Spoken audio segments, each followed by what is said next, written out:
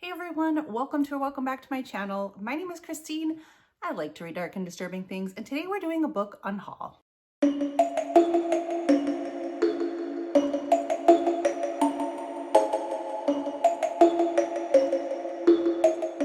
So if you've been watching my channel, then you know I've been trying to read more books that I owned prior to the beginning of the year and kind of keeping track of those.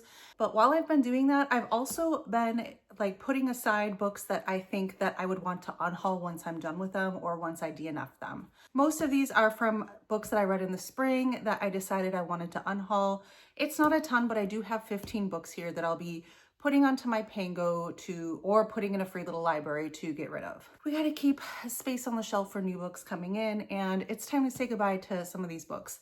Doesn't mean just because there's a book that's in this unhaul won't mean that I hated the book. It just means that either it didn't agree with me or I can't see myself rereading it, and I'm fine with letting go of it. If you're unfamiliar with Pango, this is not sponsored in any way, but Pango is just a site where you can buy and sell used books. I really love it because I don't really have a used bookshop by me that has books that I'm really interested in. So it's not like I could just trade in my books and get credit and buy books that I'm interested in. So this way I could do it online. And I like purchasing books that are used from other readers. In fact, I just got a package the other day and the person put in a beautiful handwritten note, wrapped everything, and then said, hey, based on the books that you bought, I suggest these books. And I'm like, man, the reading community could be so fun. So without further ado, let's just go in no particular order. Well, actually, I think most of these are my paperbacks. The first book I have is Mother Thing by Hinsley Hogarth. I did read this for my Mother's Day horror reading vlog. Any video I talk about, I will just link it down below, just know that. This is not so much a horror book, but it does have horror elements to it, and it has to do with dealing with different relationships with our mothers and dealing with the loss of those relationships and pretty much how we enter in other relationships because of past relationships. So this was a pretty solid read for me. I really did enjoy it, but I don't think I'll read it again. So I will be unhauling this. Next, we have one of the books I was actually most excited about coming out this year. And this was a dud for me. And that is At the Bottom of the Garden by Camilla Bruce. This is about a widowed woman who takes in her sister's children after her sister and her husband pass away. And she takes in these two little girls, and she's not really into children, but she's interested in their inheritance. She takes these girls in, but she's got some secrets that she's hiding in the form of bodies in the garden, and these girls are onto her. So I thought this was going to be just a lot more scary than it was. I think it didn't take itself seriously at all. It was just kind of too campy for me in a way that didn't work. So I'm gonna let go of this one. This book I read last year for Old School April, and that is Michael Crichton's Jurassic Park. Of course, I saw the movie when it came out when I was a kid, and I kind of knew how the story went. I ended up just thinking this was okay. It was like 3.5 stars for me.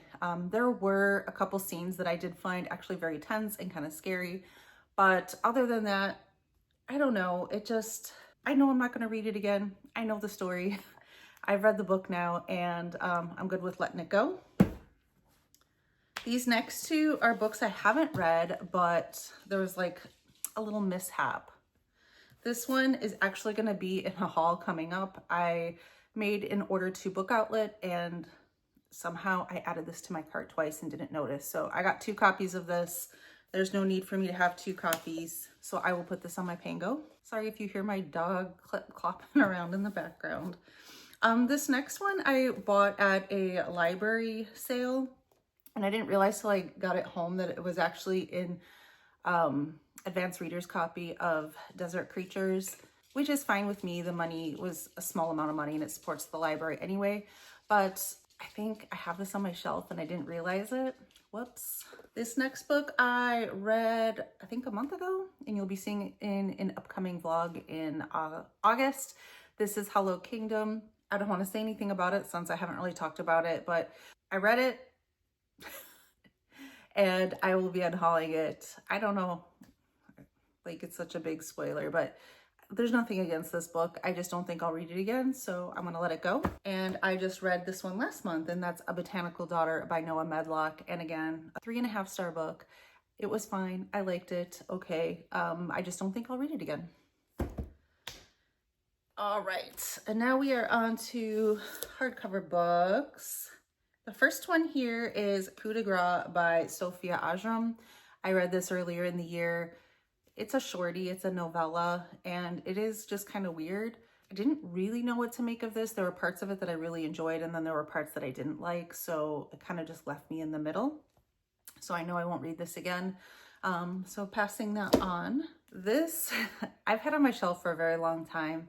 This was supposed to be a book about what it's like to be in hell, and if your boss was like a devil or a demon or something, and I thought it just sounded like a fun, silly time. Or I like the idea of like reading about what it's like to be in hell, and this wasn't it for me.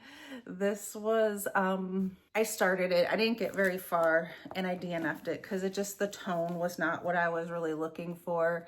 It was more like, yeah, I guess if you had a job in hell, but you had an office job, which I don't think is any different than having an office job here on Earth.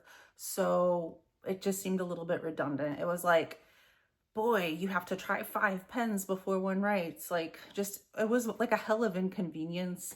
And it looked like it was kind of going into a romance territory, which I was just, I don't know. Maybe it turned around and became a really, really great book, but I will never find out.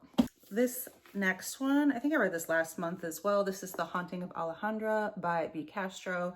This could have also gone in my motherhood horror vlog, though it wasn't in there. It would fit that, the theme perfectly. This is like incorporating the story of La Llorona and the folklore behind that, but kind of injecting it into someone in modern day's life.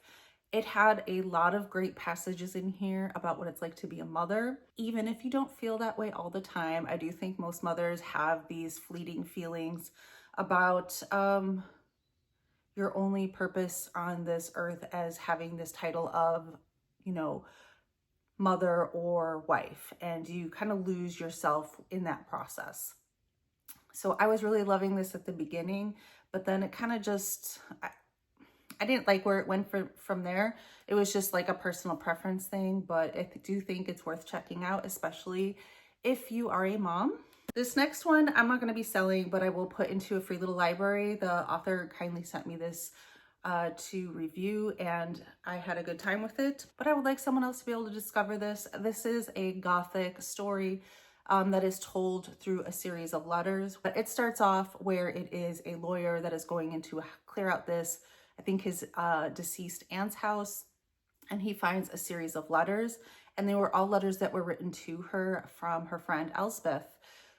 You don't get to see the conversation going back and forth, but you can infer enough to see what's going on. And it is just like kind of a slow Gothic tale about her friend Elspeth, who moves out into the countryside in a very secluded area and is kind of getting used to life there when some things start happening in her home. I'm just going to leave it at that. I did review this book, and now I would like someone else to read it. The next one was a DNF. And I was sad about it because this copy is absolutely gorgeous, and I really, really wanted to like this. This is The Honey Witch, and I know I've showed it before, but I'll show it one more time because I do think it's stunning. This is from Fairy Loot, and it's got this beautiful like embossed cover there, as well as some beautiful end papers. And this is about a woman who rejects the idea of just getting married and wants to live a life of her own. She finds out that she is actually a honey witch. Her grandmother was a honey witch. Her mother had powers to be a honey witch.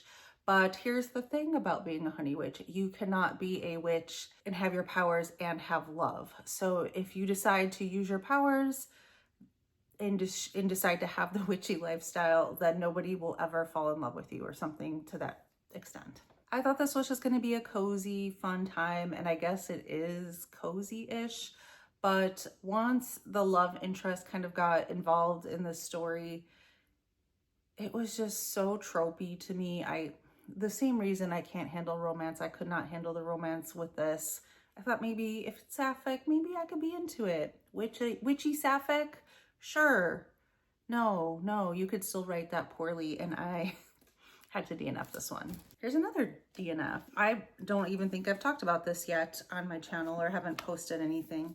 This has also been on my shelf for a long time. This is The Last Housewife by Ashley Winstead. I had heard great things about this when it came out, and then it came to me in the form of some book box or other. I don't remember which one. And all I knew was that it was a thriller a lot of people liked. I started listening to this. I got to about 40% and I had to call it quits because I felt like it was, I think what I wrote on Goodreads was that it would appeal to you if you're into being a trad wife and you think 50 Shades of Grey is exhilarating or was a good piece of literature. This is about a woman who finds out that her college friend has passed away, and while it is ruled that she did it via self-harm, trying to avoid certain words on here, but she does not believe that to be the case, and of course she takes upon herself to investigate this. Keep in mind that this friend that she thought so highly of and knows so much about, she hasn't even spoken to since she left college, which I find just extremely odd. Like, not a text, nothing. And while she's investigating this, she starts finding out that maybe she was part of some like sex club type thing. I don't know what the word for it is. And so she kind of gets into that scene. And then we start hearing like their history of why she thinks that she might have put herself into a position to be hurt by somebody. I think that I shouldn't talk anymore about this because I guess it's going into spoiler territory. But in order for me to tell you why I hated it, I would have to go into that. It will be in a vlog coming up in my Summerween vlog, so I guess you could see it there if you want to know really more about this. But yeah, it made me feel gross, but not in like, I don't know how to do. It just made me feel gross, and I don't even mean in a sexual way. I just mean in a like, let's go back 50 years kind of way. Maybe it goes somewhere in the end that I would enjoy, but I wasn't going to stick around to find out. I was thinking about DNFing it for, you know, like the last 15% that I was reading it. So goodbye to you. This next one has just been on my shelf for a while. I did read this quite a few years ago. This is The Maid by Nita Prose. I remember thinking it was kind of like a cozy, fun little like mystery story, and it's been quite a few years, so I don't fully remember. But we have someone who is working as a maid in a hotel, which I do love that trope because I love the idea of kind of seeing how people live, like being this invisible person that no one really sees or cares about as like, you know, the help or something, and just watching people be their true awful selves when they think no one's looking. So she is a maid, and I think a murder happens within one of the rooms. I don't really remember, but she is inadvertently solving this case, I believe. I believe our main character was neurodivergent. And while I remember some people really liking that and some people saying that it was done poorly, I always find those characters refreshing because they're usually very blunt, and I like that. They're like kind of that socially awkward, blunt. They just see things as it is and don't kind of sugarcoat anything or dance around it. And that's just how I like to be. So yeah, I enjoyed this, and I think I have the sequel to this. I haven't read it yet, but I realized I don't think I'm going to read it again. So there's no real reason for me to keep it. So I will get rid of that. And last but not least, this is a book I read this year, and it is How Can I Help You by Laura Sims. Lots of book of the month and aardvark books in here. I think I've learned, unless it is a book that I was like really looking forward to, like aardvark will put out a lot of horror books that I'm looking for, and that's great because I'm able to grab those for cheaper. For the most part, a lot of these book of the month books, unless it is a book that I know I really want and it's just one that kind of interests me, I realize I can pick them up from the library quite easily. They're always available. I mean, they're not always available right away, but the library will carry these types of books as opposed to a lot of my horror books that my library doesn't carry. So I don't necessarily need to purchase them. So I'm kind of seeing a pattern here and trying to better myself. But How Can I Help You is a story about a woman who goes to work in a library and she has a past. She's not quite who she says she is. And one of the other workers in this library starts to observe this about her and tries to piece together what's going on. I really liked the idea of this and I liked how it kind of built up, but I wanted a little bit more in the end. Like, I'm not sure. It was a solid read. It was like a 3.5 star. If you see it in your library, go ahead and pick it up. But I don't think I'll read it again, so I will be unhauling it. All right, those are all the books that I am unhauling. I will be taking pictures, putting them on Pango if they're not already up. For anyone that ends up possibly purchasing these books from me or has in the past, thank you very much. You are funding my future book purchases. Because, you know, if you use credit to buy a book, like if you have credit at the used bookstore or credit on Pango and you use it to purchase a new book, that is free money. That we all know that money does not count. That is not a purchase.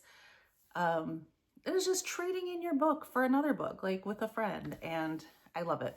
Thank you guys so much for watching and hanging out and keeping me accountable for hauling and unhauling books. It actually does help me. It makes me motivated to actually take the pictures and put them up, even though it does not really take that long. You know how it is. I will probably have a book haul video coming up kind of soonish because things happened.